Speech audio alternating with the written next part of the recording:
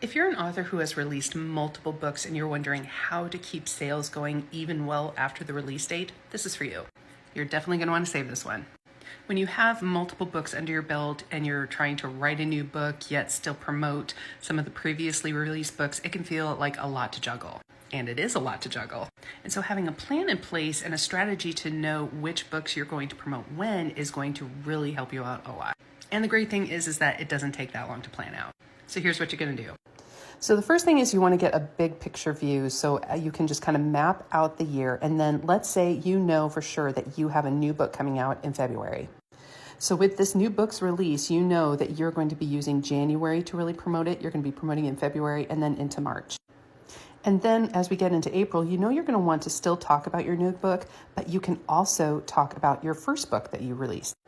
And then you can start mapping out your other books. So in May, you could talk about your second book, June, book 3.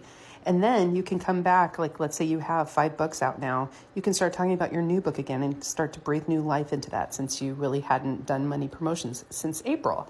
And then you can go back to book 1, book 2, and you can just start cycling through that. Now your calendar might look very different from this, but what this is going to do is going to help you to plan out so you know which month you are going to be talking about a certain book. I do like to assign a book per month just because it gives you several weeks to give it more attention. You can do some promotions, you can talk about it on social media.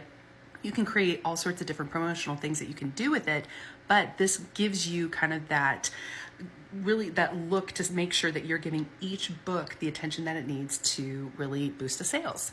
When it comes to promotions, it doesn't need to be complicated. It doesn't need to be like having a bunch of, plates up in the air, keeping them spinning. Just having a strategy in place to know when you're going to promote which books is going to not only clear up your headspace, but it's going to give you a strategy that you know that will continue to boost sales. And if you're looking for a complete book marketing strategy and ways that you can really boost your sales and to get a plan in place for all of your books, I got you covered.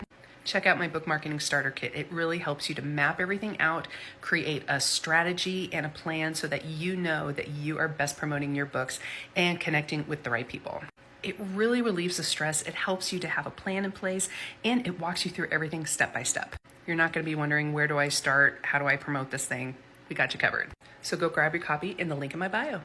And as always, follow along for more simplified book marketing and social media tips specifically for authors and writers.